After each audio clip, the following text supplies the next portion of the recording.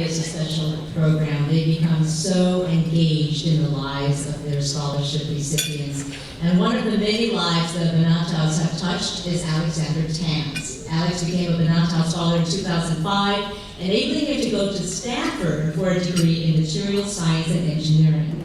He went on to become an engineer for Novella Systems and got his master's from Stanford at the same time. Alex now works for KLA Techcore as an applications development engineer. We are so honored to have Alex here this evening to share his personal story with us. So please welcome Alex Tan.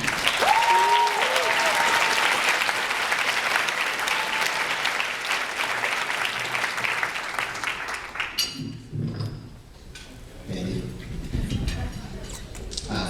I know I'm standing between you and tonight's honoree, so I'll try to make this quick.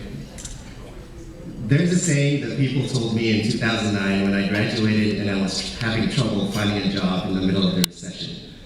They told me, it's always darkest before the dawn. Now I thought about this, and that's not right. It's actually darkest in the middle of the night.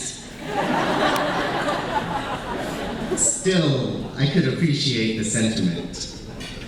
It's when times are really tough, when we have to hold on to hope that we can pull through.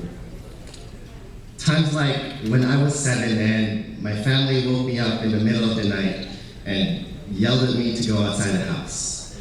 I was just wearing a t-shirt and my underwear. When I got outside, I turned around and I saw our house was burning down.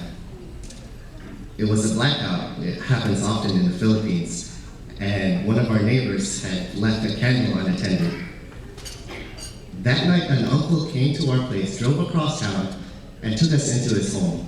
No questions, no hesitation, no time limit. Times like when my father finally lost to cancer, and a year later my mom took us here to give us a better future. In a foreign land with a new language, a different culture, and no money, my aunt took us into her home. Times like when I was accepted to Stanford and a few weeks later I realized I couldn't afford to go. Out of nowhere, Dado and Maria offered to give me a scholarship to help pay for some of the cost. I applied, of course. I did the essay, I did the interviews, but I never really allowed myself to hope that it would happen.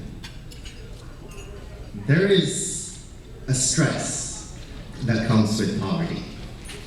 It's an anxiety, even shame. Growing up, I didn't go out with friends that often because I couldn't pay for my own way, or I had to go to work because my paycheck, little as it was, helped put gas in the car. So hope became a luxury that I was afraid to hold on to.